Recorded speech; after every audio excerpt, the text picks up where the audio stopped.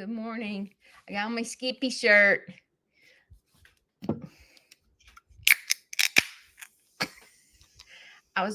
Wait, let's wait for people to get here.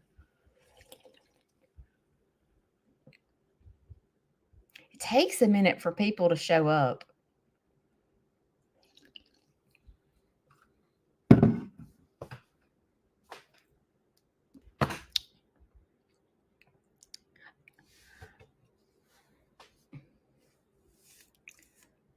I guess it's coming. It only shows 3 people on here, but I know there it comes. Here y'all come. It takes a minute for everybody to show up on my side. I was going to try to make good decisions this morning and not drink this. Do you ever feel like you make a good try to make a good decision and then you're like, why am I even why? like what is the purpose? Or like you know how if you're trying to, I don't know, try to make a good decision, you're like, okay, I really need to make better choices. And then you sit here and you think in your head, you're thinking, good, yourself so well that you're like, I know I'm not going to stick to this. So why even try? You know what I'm saying? It's like, I haven't made up my mind to give them up. I haven't made up my mind. And I don't know if I'll ever get there. I just feel like it's is it really that bad? But then a lot of you message me and are begging me to give it up. And I'm thinking in my head, why? Why? If this is the worst thing I do, I'm doing pretty good. And so when people message me, I'm like, Aunt Judy, please give up those drinks. It's so bad for you. The aspartame, you have arthritis. It's so bad for you. And I'm like, in my head, when someone says something like that to you, you're like, you have different things going on in your head and you're like, okay, they're right. I really should give these up. And then it's like, oh, they're so sweet. They care so much about me. They don't want me to drink aspartame. They care, you know what I'm saying? And I feel like I should, because several of you reached out to me about drinking these and you're concerned about me. And sometimes I laugh about it because I'm like, this is the silliest thing in the world. This is the silliest thing. They're so concerned about me drinking a Coke Zero. Really? That's, but then I'm like, I feel like they love me. They love me if they're trying to get me to keep drinking these. Because it ain't like I'm popping open a beer or something. It's like, but I feel like if people care enough about me, maybe I should change. Maybe I'm being a hardhead and should give it up. But I just don't know if I'm there yet. You know how you when you're trying to make a change in your life, it's kind of like you have to hit rock bottom and come to acceptance. I can't give these up because y'all are telling me to give these up because it won't work, right? I have to do it for myself. I have to decide within myself that this is not a good decision. And I am not there yet. I'm just not, I'm not there. I'm not. So maybe one day I'll get there. I may never get there. I don't know, but I'm just not there yet. I feel like if I drink water in the mornings on an empty stomach, it's going to make me sick. But I haven't tried it. I just think that in my head. I'm thinking, I cannot drink a big old thing of water on an empty stomach. I will be puking. I will be puking on my life. Good morning. Sorry, I got on that tangent about making good decisions. I do know this is, I forgot it's Chris's birthday. I saw it this morning. Christopher, I remember when you were just a little boy and here you are all grown up. I'm so proud of the man you've become. I am. I've known Chris. Let's see. I've only known him for a year, I think. Any I got a new necklace. One of my followers, I don't know if she wants me to call her by name, but y'all, she made these beads. Like, these ain't like, she handmade these beads. Yeah. So, like, I decided she gave them to me in a bracelet, I think, and I'm probably gonna wear it as a bracelet because I'm scared that my animals are gonna. Every time I wear a necklace, I'm scared they're gonna eat them because they try to, and I'm always like, Jane's gonna kill you if you eat my, my beads, and now I'm gonna be saying, Kasemi's gonna kill you if you eat my beads. Don't eat them.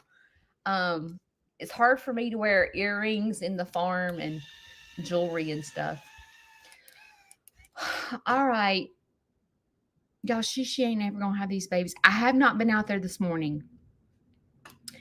First of all, it is raining. Let's see if it's raining right this minute.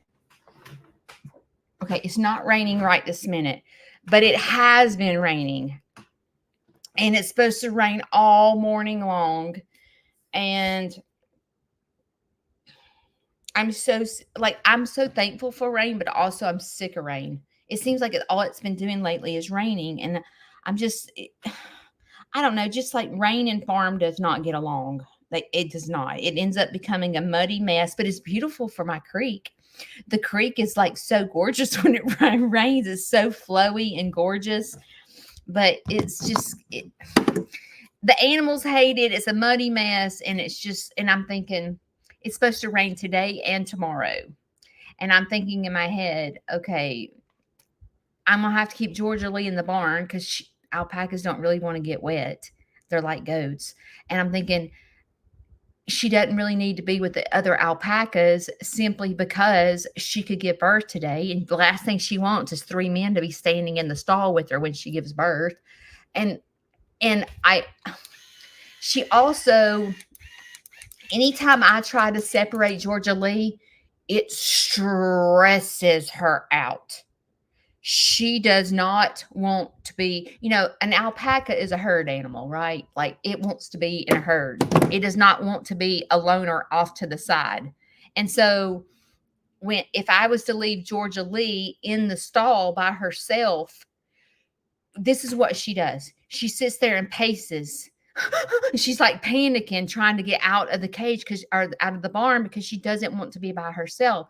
So a lot of you are like, you need to separate Georgia Lee. You don't understand the boy's going to try to breed her and all this stuff. It's like, y'all don't understand. No, you don't understand. You don't know my animals. I can't do that. She gets Georgia Lee. She was either this alpaca that was in an alpaca herd that was never touched, and maybe they just used her for fiber. I don't know, but she was not handled at all her whole life. Okay, I know that for a fact. So any kind of little bit of change stresses her out. She cannot handle it. So I can't separate her. She'll separate herself when she has babies. She did it last time. Baby, when she has a cria, she'll separate herself. And last time, that she gave birth, she actually allowed me to help deliver Tate. So I feel like it'll be fun. I feel like or maybe I'm just telling myself that. I just got to watch old Leroy. Okay. Let's see. What do I need to talk to y'all about? Okay. This is what's been heavy on my mind. You know how, like, it's hard to understand other people? Like, they're a bunch of weirdos. Like, we're not weird, but like other people are straight up weirdos. They handle, I don't know, maybe they handle situations by anger. Maybe they handle situations by worrying, or maybe they handle situations by being a jokester, or, everyone handles stress in a totally different way. And we, as human beings, we think everyone should be like us. We may not say that in our head because we know that saying that out loud is wrong, right? We're like, I know not everyone's like us. We say that, but do we really understand it? You know what I'm saying? Like, so like for hang on. For example, like I'm gonna start with my friends. But like I had this really good friend of mine. I've had several friends. I just don't understand them. Like I don't know. Sometimes I feel like I don't do well with friends. I don't know because I don't understand people. I don't they and the reason I don't understand them is because they're nothing like me. So like when let's just say there's a disagreement between me and a friend, and I'm not a person of anger at all. I'm not. I'm not like gonna cuss you out.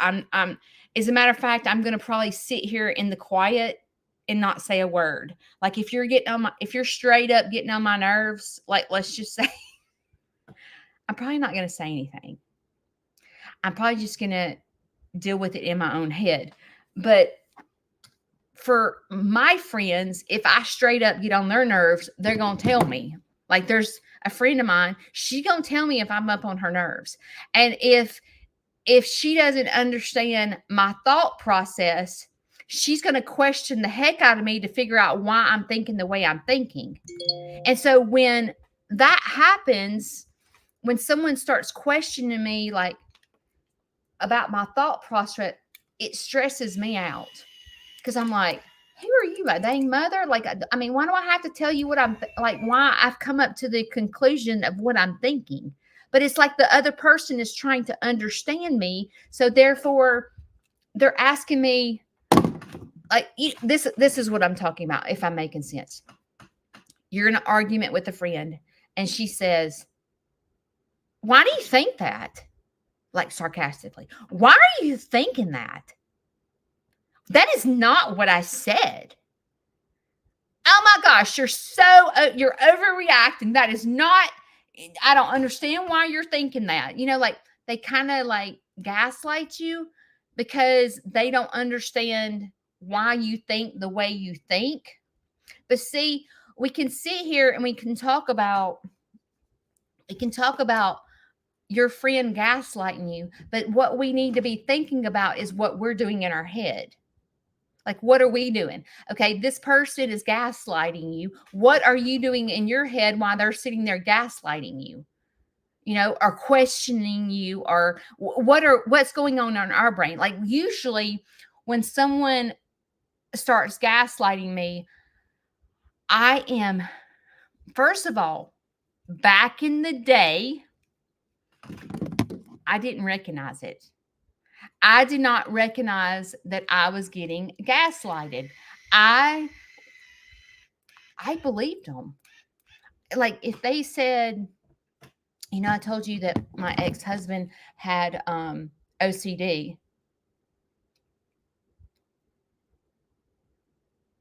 Um, OCD. So like when he would tell me, you know, like for example, say he said,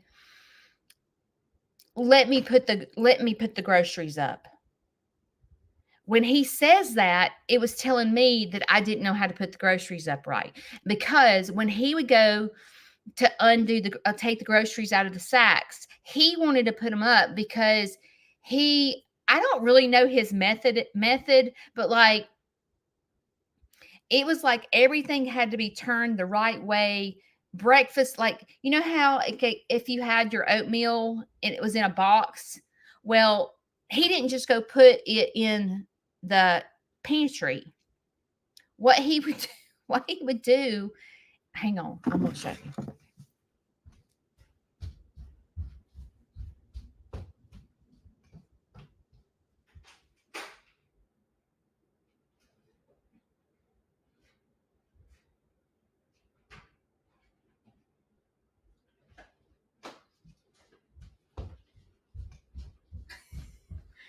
Okay, so we would get the groceries and he would put this up.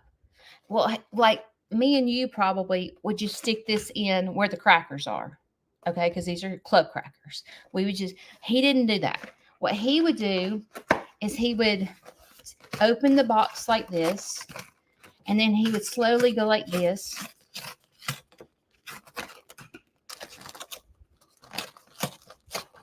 to every box that was getting out, he would do this.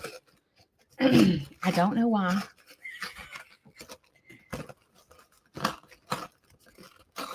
And he would put it in the pantry like this. So like if we had oatmeal, he would do this to the top of the oatmeal or the crackers. Now he didn't do it for cereal or anything like that, but like he would, because these are, little, but he would take the top off. So when he would go, if I would gone in there and start putting the groceries up, he wouldn't say anything to me, but he would go behind me and redo everything. And so it told me that I wasn't good enough. So when people like gaslight me or do things like that, what it was telling me was,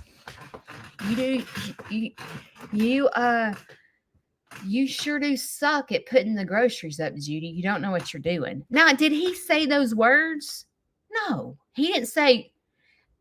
I mean, if I would have said, "Hey, let me put the groceries up," he'd go, "I'll do it. You go on. You go on." I mean, he wasn't ugly about it, but he had to do it himself. I don't know why. It's part of his OCD, but he had to literally do this and put all the food, like all the breakfast went at the top. And I think it was like alphabetized, like the maple, the oatmeal. I don't know. Cereal goes first because it's a C. Then oatmeal goes here. Pop-Tarts go here. It was like everything was like this. And it was all like, so you could see, like, he ain't throwing it in there. He's placing it in there perfect. Like our pantry was perfect at all times. And like when it would come to like folding clothes, he did not like me to fold the towels because this is how he folds them. All right, hang on. Don't be judging me for my bed. But like, let me go get a towel. Hang on.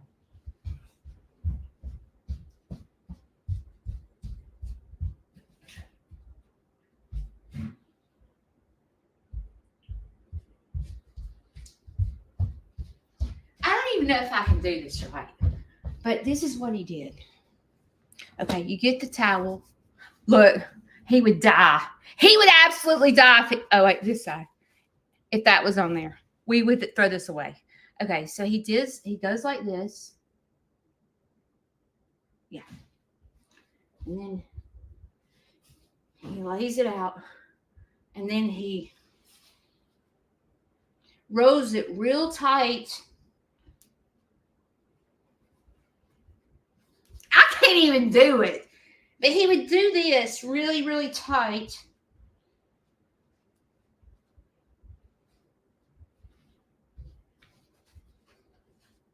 See, this takes too much time to me. I ain't doing this.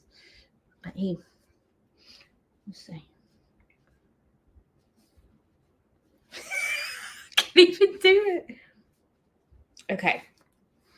So all of the towels in our closet were rolled like this and they were stacked up. So when Judy does laundry, I was like,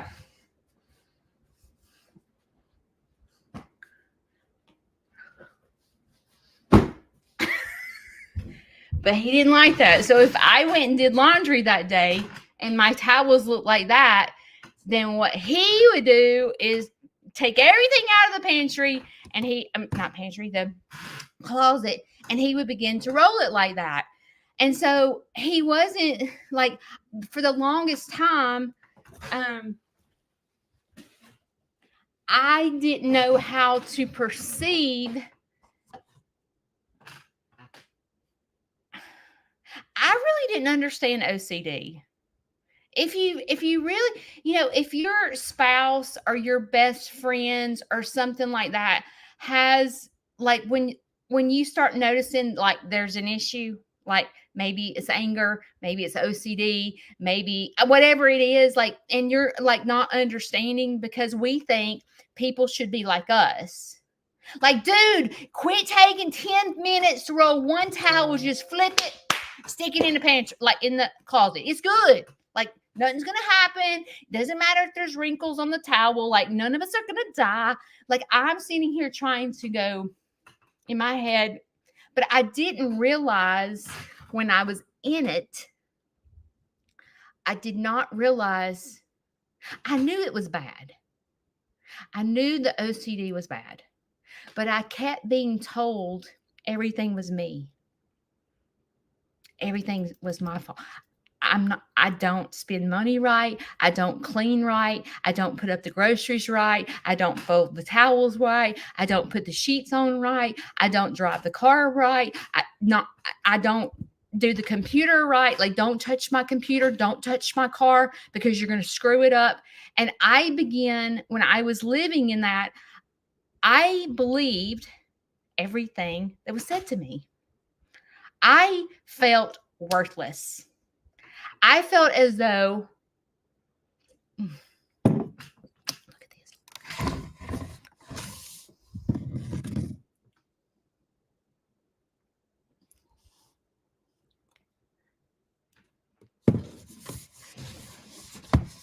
Rod, I'm sorry. I was like looking over here and it's the cutest thing I've ever seen. But I couldn't understand. Why is it doing this? I couldn't understand. Wait a minute, my computer's going crazy. Why is it doing this?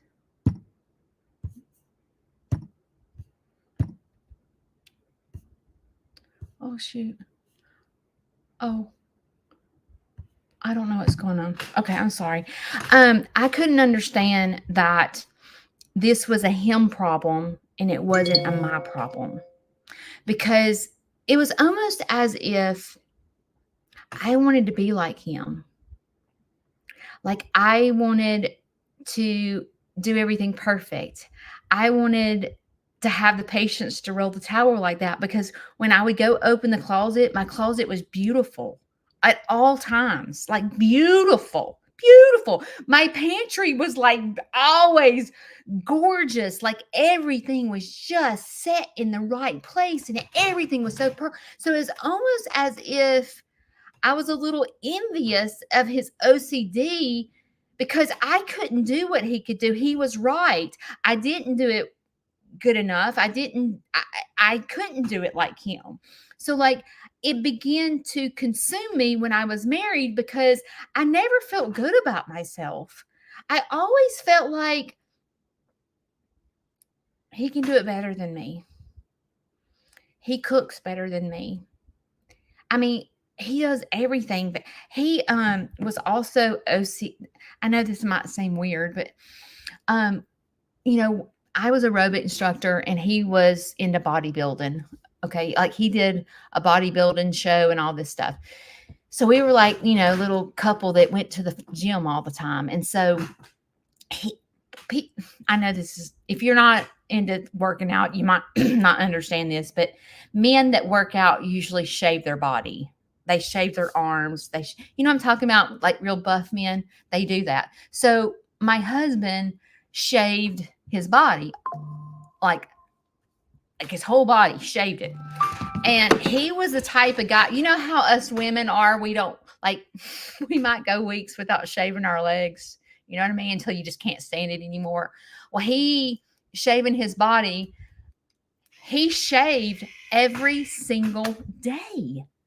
And I was like, I just can't do that. I just can't do it. I'm just like, I don't have the desire to do it. Wait a minute. I know what's going on. I can't see your comments. Kayla, oh, there it is. Okay, now I see it. Sorry. Something was wrong with my computer. But I couldn't shave my legs every day. I literally couldn't do it. Like, I would try and I'm like, okay, I'm going to do what he does. And I'm going to get this special stuff that makes your skin soft. And I'm going to, you know, shave my legs every day like him. I'm going to keep up with myself, because what he would say is, that's disgusting not to shave your body every day. And so I would listen to him and I would think that I was disgusting if I had gone 2 or 3 days without shaving my legs, because he noticed that, where I'm like, I'm footloose and fancy free. Like, I'm not noticing, like, I'm just like, dude, I don't feel like shaving. I'll shave before I go wear shorts. Like, it's fine. But he noticed that I didn't shave my legs for 3 days or whatever. And so, like, and a lot of times we as individuals, we think that people should be like us. Everywhere we go, whether it's our spouse, whether it's our friend, whether it's our children, whatever, we think we don't do it on purpose, but in our brains, we think people should be like us. They should think like us. They should like handle things like us. So like for me and hang on. Me and my ex-husband, I'm trying to get my moisturizer. Imagine, oh, that ain't it. Okay. Imagine, let's flip on his side. So I'm telling you what he used to do and how I got consumed in that I never could do anything right. Okay. Now let's talk about living with me. Okay. So when I was married to him, I was Debbie Downer. Okay, I was Debbie Downer. I in 2012, I think it was 2012. It was after my car accident. I had a serious car accident. No, I can't remember. I ended up having to quit my job because I was in such left field. It was bad. Really have never talked about that much, but I couldn't get myself up. I could not go to work. I could not function. And I was the breadwinner of the family. And my ex-husband, watched me graduate college, land a perfect job, make all this money to not be able to do the job. And he, I'm sure, didn't understand. He's like, how does she go to college, make good grades, she can get a job, like making really good money, and she can't, like, what the heck? Why can't, like, what's wrong with her? Like, where he thinks he was the type that had been on the same job since he was 20 years old. And he really wasn't moving up the ladder. He was kind of stuck. But his OCD would not allow him to switch jobs because he could not, like, he got offered management positions, but he couldn't, you know what delegate means? Like, he couldn't be a manager because he couldn't delegate at home. He couldn't depend on me to do these tasks because I didn't do it right. So he would never be in the management position because he had to do it himself in order for it to be right. So he knew in his brain that he could never move up because he couldn't handle the management position because no one did it like him. He could only do it because he did it right. He was perfect, like, in his head. So, like, it was hard for him to understand. But, like, living with me, for someone that it was almost as if our illnesses,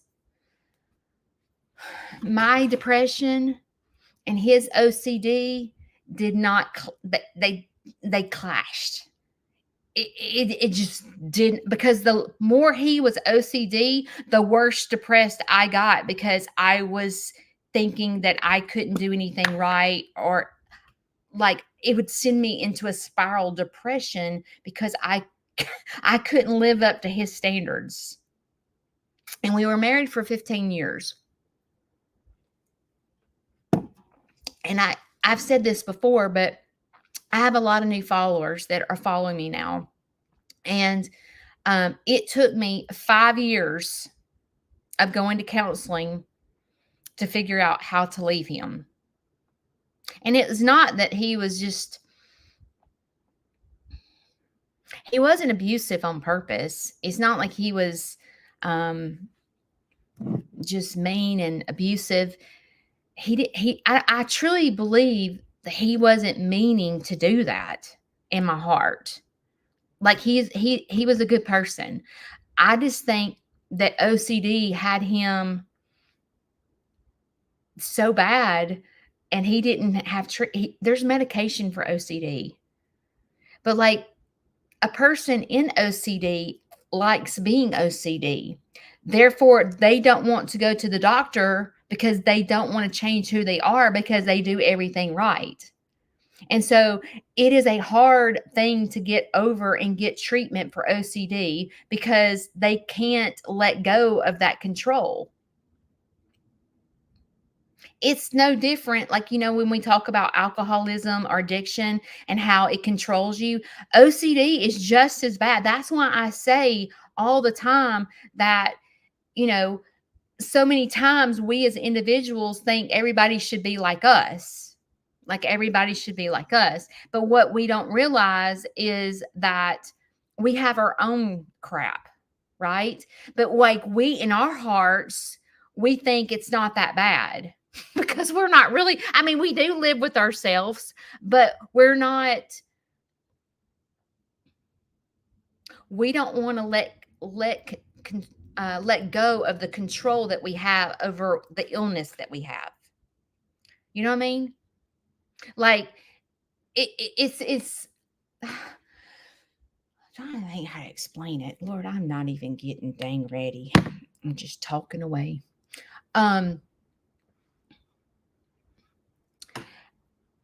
When it comes to friends or spouse or whatever, and you guys are not in agreement, or your personalities are total opposites. Shane and I have the same type personality. But Shane does not think like me at all. We are total opposites in a way. Shane does not fight depression at all. Shane wakes up the same every day. And I'm like, it must be nice. It must be nice not to roll over and get on the struggle bus. But he doesn't. He doesn't. He's not much of a worrier. He's not. And I'm the complete opposite. So like, his solution to me, if I'm worrying, just stop. You're doing this to yourself, Judy. You're sitting over here worrying when you've got things to do. Go get in the farm and go clean out a chicken coop. You're sitting here worrying and time is burning.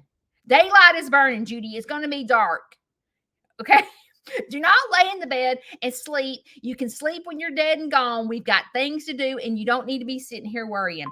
That's his solution for me. And I'm over here going, if it was only that easy. Like you make it seem so easy. And for someone that's not like me, that doesn't have anxiety or depression or like getting on the struggle bus every day, I look like people that are not like me do not understand me. Just as if Shane's weakness is he's hot-headed. He says the most god-awful things when he is mad that he doesn't even mean. But he is awful. He is awful when he is mad. And he does not choose the right words to say. He doesn't pause. But see, I'm sitting here half the time going, he needs to be getting on my 7 o'clock lives because he's a train wreck. Like, that's me thinking. I'm like, he needs to pause. He he needs some counseling in his life. Like he needs something because that daggum mouth of his is gonna get him in trouble. Um, and he thinks I should be like him and go, you can sleep with your dad. Get up. Quit worrying about your daggum kids. Get up. They're grown. They're adults. They're fine. Get up.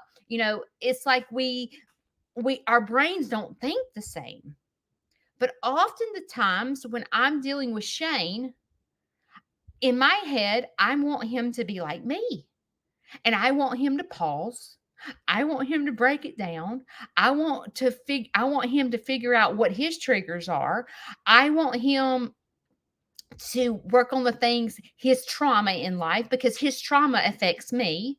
But he don't even know what his trauma is, because I don't even know if he understands what the word trauma means, because his brain doesn't even go there.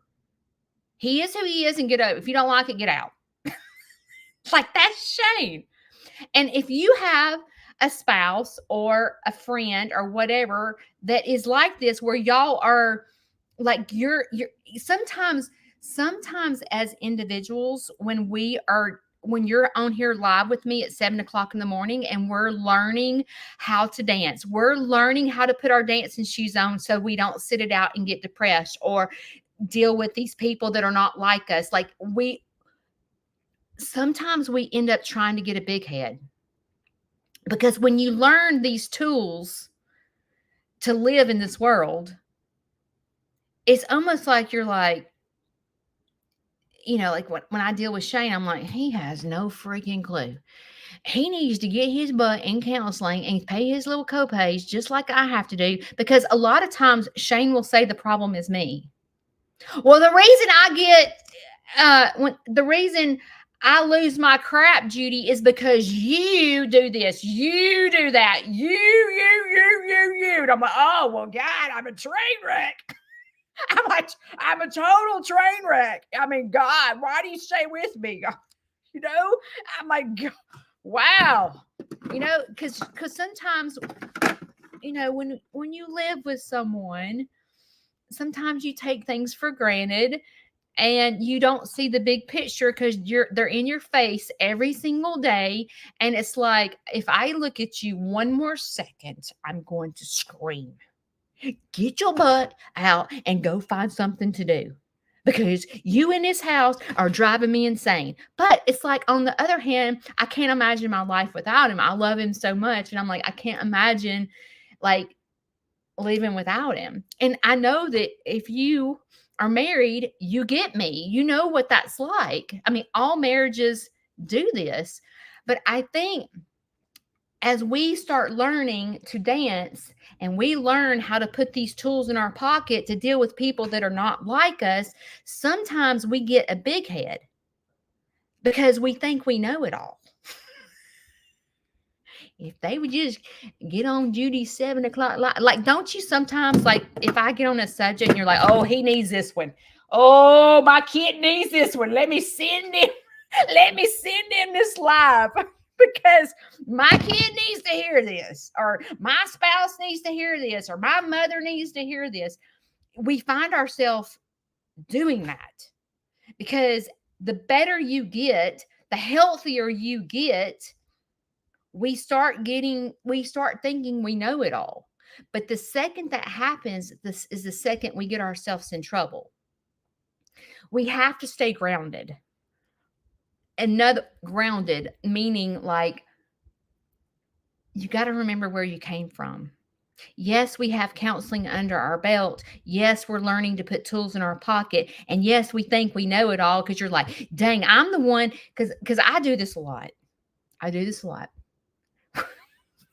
When Shane's a train wreck and you don't know he's a train wreck, I think in my head,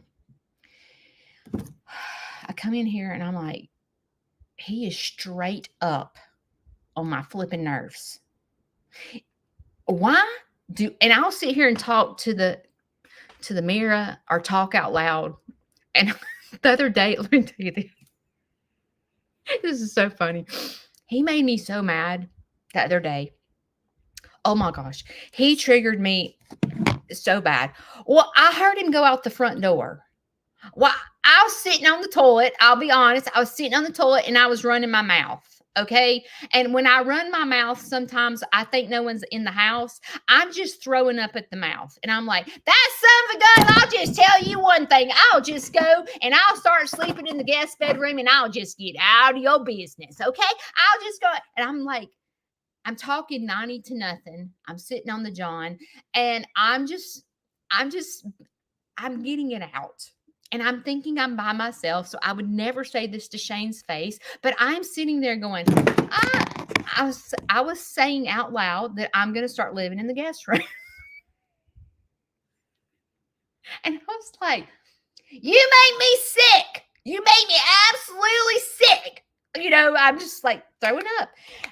I'll tell you what, Joker, you think you can get a better wife? Then I'll tell you what, you go find you one. Go find, because you know how you like are just your husband's triggered you or your wife's triggered you and you're just throwing up like you're out your mouth and you're just saying crap that you don't mean.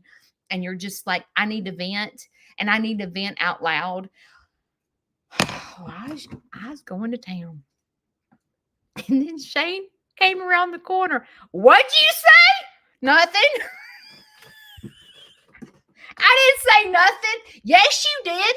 I heard you. You said you were going to go live in the guest room. I said, I was talking to myself. He said, you weren't talking to yourself, Judy. You were out loud sitting on the toilet saying terrible things. I'm like, I thought I was by myself. And he's like, well, you wasn't. I was in the house. I heard everything you said. And you said you wanted to go live in the guest room. I'm like, well, you make me so mad that I feel like that sometimes. But I was just talking out loud. I didn't mean for you to hear it. But sometimes, as married couples, you find yourself wanting to live in the guest bedroom, okay? And sometimes you just need to say it out loud. And sometimes you may need to get up and get in the guest room. You're like, today's not the day. I'm going to the guest room. leave me alone. Leave me alone. And but see, oftentimes, because I go to I have counseling every week. So sometimes I think that I do everything right. I think I'm not the one with the anger. You're the one gaslighting me. You're the one going, you did this, you did that. Whoa, you do nothing? It's all me. I'm just a train wreck. Like, you do absolutely nothing wrong. It's just all me. Like, nothing you can do. And I'm thinking in my head, dude, you need to stop and pause and figure out what you're doing wrong. Instead of concentrating, pointing the finger in my face, saying what all I'm doing wrong, Joker, you need to sit down and go look in the mirror and figure out what you're doing wrong.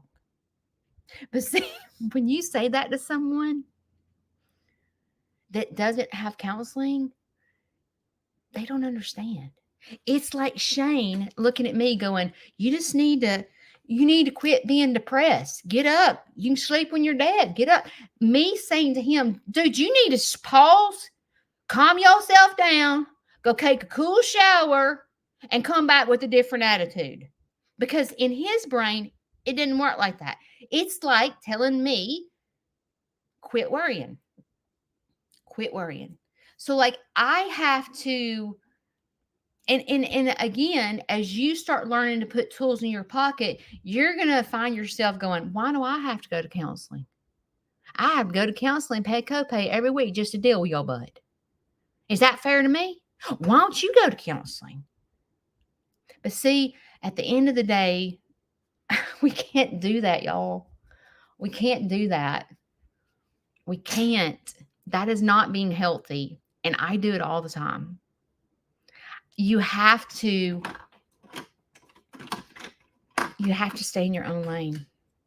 And I mean, in your head, you're like, train wreck. When Shane starts, like, when I talked about me and my spouse before and how I didn't know that I thought I couldn't do anything right. And I thought I couldn't fold the towels right and put the groceries up right.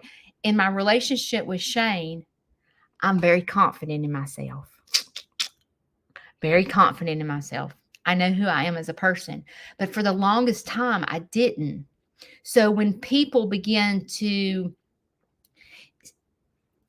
point the finger in my direction, I'm strong enough today to go, okay, 3 people have said the same thing to me. The common denominator must be me. I need to figure out what they're talking about. What are they talking about? Why do these people in my family say the same thing about me? Because it's different people. So obviously the common denominator is me. So I need to go figure out what is going on in this body of mine or this brain of mine that is making multiple people say this to me.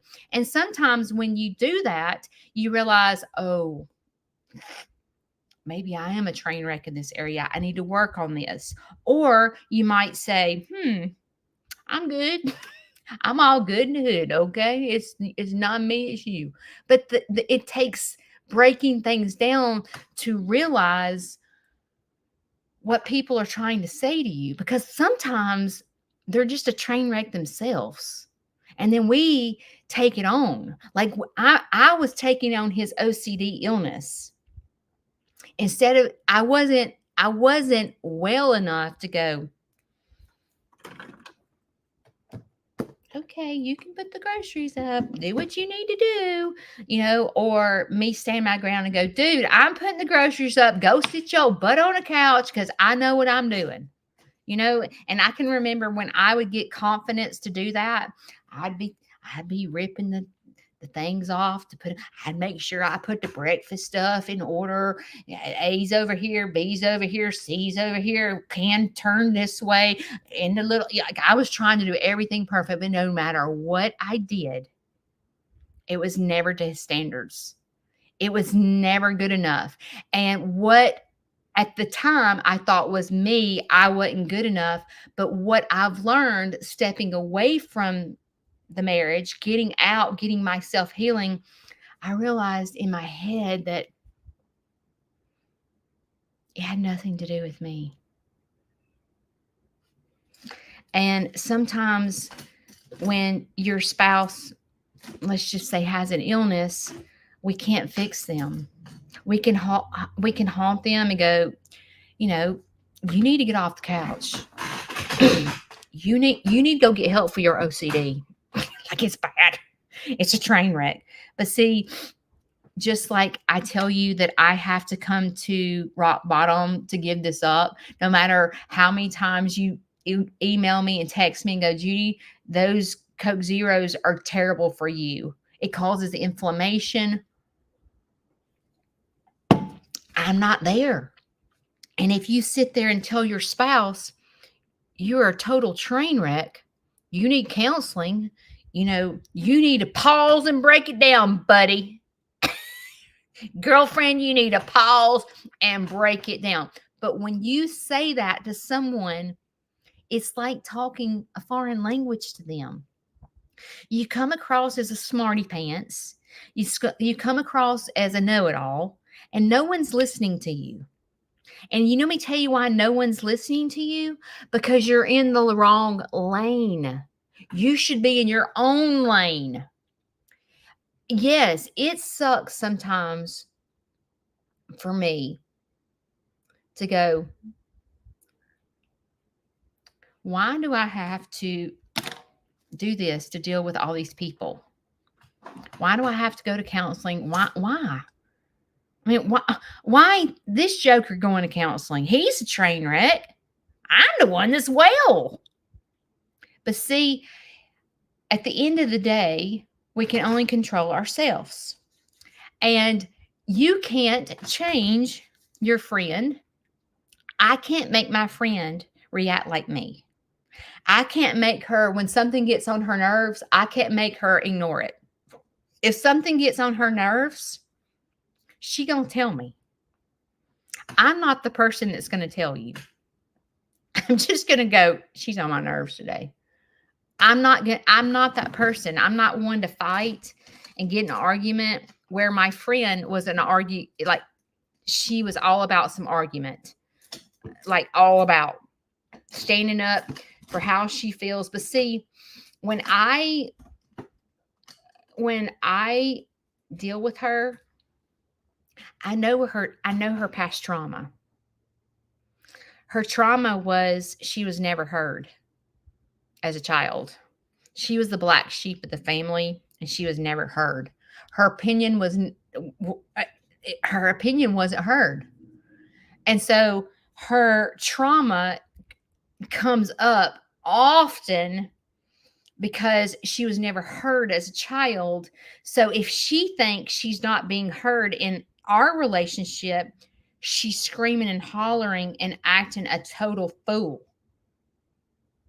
And I, as a friend, have to decide if I can handle that or not. I do. Is sometimes when we're in friendships, we have to say, is this friendship worth mending? Or is this friendship toxic? Like, I can't change her and her trauma. She's never dealt with her trauma. She's never been to counseling. She's never dealt with her trauma. And she will fire off in 0.2 seconds. And it causes a lot of dysfunctional relationships in her life because she is like that and has not dealt with her trauma. Where me, my trauma is different from her trauma. And sometimes in my head, I'm like, dude, I'm trying to deal with my trauma. I know what my trauma is. I know when I am so aware of when my trauma is triggered. Does that mean that I'm going to make the right decisions when I'm in the middle of a crisis? No, it does not. But the difference in me today versus before is I recognize it, and recognizing your trauma and your triggers of what someone does. Like, for example, I didn't recognize it in my last, Robbie is his name. I didn't recognize the trauma in that last one. But with Shane, I'm so well now that I know who I am as a person. And when someone starts doing this to me, I'm like, okay, it's all me. Train wreck, just train. And I'll laugh about it. I'll just get in here and get on the toilet and throw up at the mouth and go, I tell you what, Joker, let me just tell you, you think you get a better wife, you go right ahead. Because I promise you, ain't nobody else putting up with you. I'm saying that out loud. But I think he's not in the room, right? I'm just throwing up at the mouth. I don't mean anything I'm saying. I don't mean anything. I just need to vent. And sometimes, because I have other people I'm taking care of, I can't get in the car where I know that I'm alone and can just throw up at the mouth. But usually when I do that, I end up laughing. Hang on.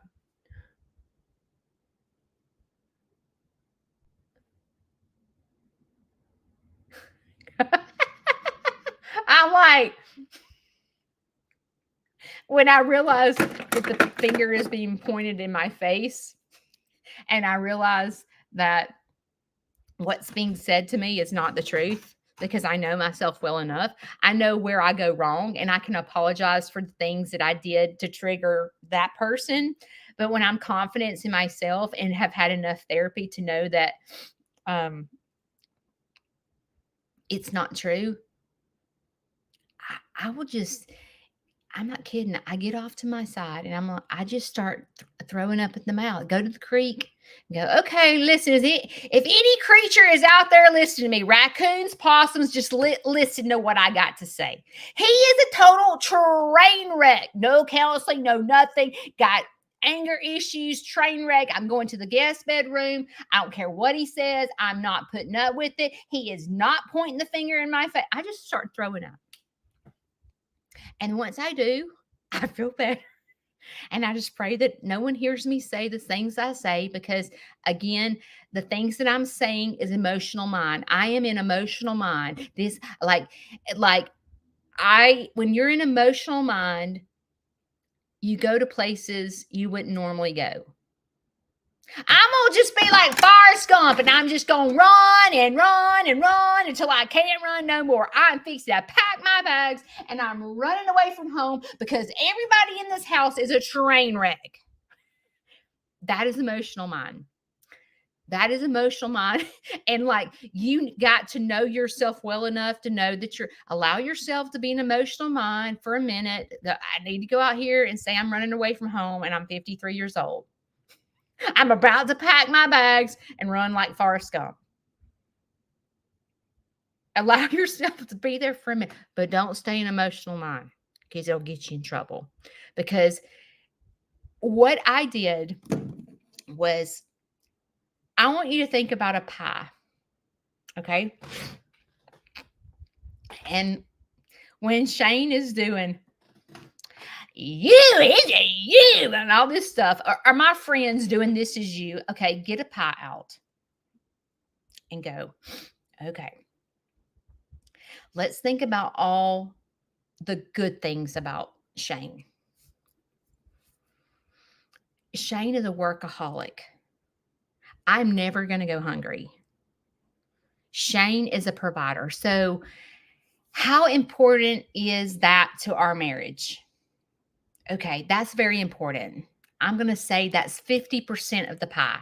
So I get my little pen, and 50% of the pie is hard worker, dedicated husband, whatever, to work. Okay. So then what else goes in the pie? Okay, he's a train wreck, right? Okay, he's a total train wreck, blaming everything on me, like train wreck. Okay. Is that a deal breaker? Is what he's saying to me a deal breaker? And I have to go, where does that fit in this pie? Okay. 10% maybe. 5%. I don't know. So him making me, I don't know, let's just say money issues. Money issues, is this a deal breaker for us? Okay, it's 10%. Okay. So there's what I say, that's 60% of the pie. Okay, what else goes in this pie? Okay. Shane is loyal to me. Shane he loves me. He brags on me all the time to his friends. When his friends come over here, they're like, he talks about you all the time. He talks about you getting up at 5:30 in the morning, making his lunch. Da, da, da, da. Shane is very loyal to me. How is important is that? That fits the other piece of the pie. So let's just say 40% is loyal, 50% is hard worker man, dedicated to making his family work. And this 10% down here is, let's just say, we don't see eye to eye when it comes to money. Is that a deal breaker? No. Sometimes you have to put your spouse in a pie and go, where do they fit? Even if it's a friend. Okay, this friend is she's 20% a train wreck because she has childhood trauma. You know, you have to put it in a pie. And if the trauma that is causing you, like if it's just not working, okay, that's maybe 60%. And if that's 60% of the pie, then maybe that's a friendship that you need to go, okay, this is a friendship I need to walk away from because it is not working. It is not healthy for me. It's not healthy for my family. It's just not working. It's just not working. And when you put the pie and realize the importance of things, it helps you kind of break things down and go, this is a friendship I need to keep, or this is a friendship I don't need to keep, or whatever. And it kind of helps me look at the big picture. And because sometimes I get stuck on the 10%. I do, because the 10% triggers me, and I will go to outer space. So I have to constantly remember these things trigger me. Why are these things triggering me with somebody? When I get into an argument with somebody, why do these things keep creeping back up? What the crap? And that's when you have to dig into your trauma, because there's trauma in your life when you were young that makes you have these triggers as adults. And once you recognize that trauma, you don't let that person get you in total outer space and stay there. Do I go to outer space? Yes. I don't stay there. I'm over it pretty quickly. But sometimes I have to get help to get over it, because sometimes the trauma, like if there's a lot of different things going on in my household, and I am just like triggered left and right by everything around me, I can't get past it. And I have to call my counselor and go, okay, we need to have like 3 appointments this week because I'm a train wreck. And I'm able to break things down with her and go, this is how I'm feeling. This is how I'm feeling, right or wrong. This is how I feel. I want to be Forrest Gump and pack my bags and run. Because everybody around me is not nice to me right now. That it's like when I get triggered with social media. I get beat up and I'll get triggered. I'm shutting the whole thing down. I am giving up social media. These people are just beating me up and I don't care. It's not worth it to me. I get triggered. And I'm like, I'm giving it all up. And so many times as individuals, we do that. We were like, I'm just stopping. I ain't calling them another minute. I ain't calling these kids again. If they want to talk to me, they can call me, because I am not doing it again. We do that all the time because we expect other people to react like us. They ain't us. What if you accepted them for who they were? Are you strong enough? Are you strong enough to accept your friend, your spouse, for who they are? Okay, like for example, Larry wants to sit on the couch. How do I accept him for who he is? You have to get to acceptance.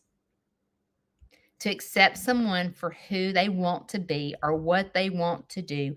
Because in our head, I want him to be like me. I want him to be active. I want him to wear his oxygen. I want him to do all these things because I want him to be here forever. I don't want him to die.